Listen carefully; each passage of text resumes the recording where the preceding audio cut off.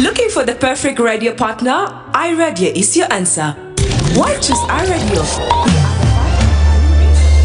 Live from Juba, on air and online. This is iRadio News. Hello, good morning. This is iRadio News. First, here are the headlines. The Commissioner of Teachers County in Jonglei State has urged travelers to avoid road travel during early morning and late afternoon hours after a road ambush over the weekend claimed 4 lives. A rights activist has urged youth in Lake State to refrain from alcohol abuse after a 28-year-old man allegedly murdered his father in Ameth, Agog village, Rumbek East County, following a misunderstanding. And some members of the East African Legislative Assembly have proposed imposing sanctions on member states that have failed to meet their financial obligations, citing what they describe as perennial non-remittances. These stories and more coming to in this news bulletin with me, Lasuba Memo, and now the news in detail.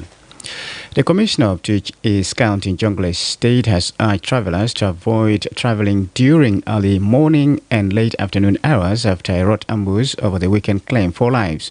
Judge Arok George said a road ambush over the weekend along Bor Canal route in Teachers County claimed the lives of 4 people.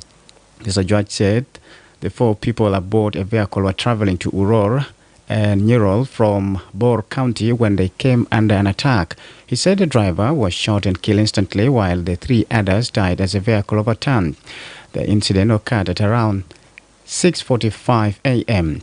Commissioner George urged travelers to avoid road travel during early morning and late afternoon hours, saying movement during midday is safer. He warned of increased criminal activities along the canal route, noting that last week another attack in Pathanoi resulted in fatalities among fuel transporters. A rights activist has urged youth in Lake State to refrain from alcohol abuse after a 28-year-old man allegedly murdered his father in Ameth, Agog village, Rumbek County, following a misunderstanding. According to the Commissioner of Rumbek County, after the incident, the suspect's 24-year-old younger brother took his own life because he could not find his elder brother who had slain the father. Zakaria Malwal Anyon confirmed the incident happened at 2:30 p.m. on Friday. He said the young man and his father were negotiating something when he reacted violently, beating his father twice on the head with a stick. According to eyewitnesses, the suspect was under the influence of alcohol when he attacked his father. The commissioner assured the security forces are pursuing the suspect and are working hard to apprehend him. Reacting to the incident, Daniel Ladcon, the State Coordinator of the Community Empowerment for Progress organization, urged the family to handle the situation carefully. He added that alcohol abuse among youth combined with arms is fueling violence in the state and called on youth to cut down on their drinking behavior. Some members of the East African Legislative Assembly have proposed imposing sanctions on member states that have failed to meet their financial obligations, citing what they describe as perennial non-remittances. These calls arose during 2 motions presented on May 29th by Beatrice Askul Moe, the East Africa Community Chair, concerning the EAC Supplementary Appropriation Bill 2025 and the EAC Supplementary Appropriation No. 2 Bill 2025. Additionally, the Council Chair tabled the EAC Seed and Plant Varieties Bill at the meeting. During the session, members praised the Council of the EAC Ministers for approving $660,690 through borrowing from the EAC organs and institutions, enabling the Assembly to convene and consider the EAC supplementary budget for the financial year 2024-2025. Nicodemus Ajag Bior, Senior Public Relations Officer at the East African Legislative Assembly, stated, and I quote, "There were calls to invoke Article 146 of the EAC Treaty to impose sanctions on partner states that have not fulfilled their financial obligations to address the perennial non-remittance of contributions by some partner states."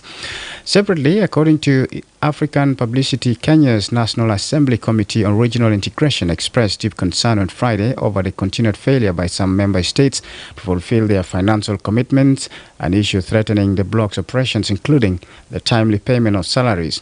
Kenyan lawmakers called for stronger enforcement of compliance mechanisms within the EAC and proposed sanctions for persistent defaulters or, in extreme cases, the expulsion from the bloc. This is iRadio News. And now to the international scene. Rwanda says it is pulling out of a Central African regional bloc after a diplomatic row over its involvement in the conflict in the east of the Democratic Republic of Congo. The country was supposed to take up the chairman role of the Economic Community of Central Africa States, which rotates between its 11 members, but it was prevented from doing so at a meeting on Saturday in Equatorial Guinea. Announcing its decision to leave ECAS, Rwanda said it is right to take up the chairmanship. It was deliberately ignored to impose the DRC's diktat. A UK soldier has been accused of raping a woman near a British Army training camp in Kenya, where another soldier was previously accused of murder. The alleged rape happened last month close to the British Army Training Unit Kenya, Batuk, near the town of Nanyuki, just 200 kilometers north of the capital Nairobi. The man was arrested and questioned following the alleged incident, which occurred after a group of soldiers visited a bar in the town. An investigation is being carried out by UK military police from the Defence Serious Crime Unit, which looks into crimes allegedly committed by British service personnel in the UK and overseas. This is iRadio Morning News. And to end this bulletin, here's a recap of the headlines.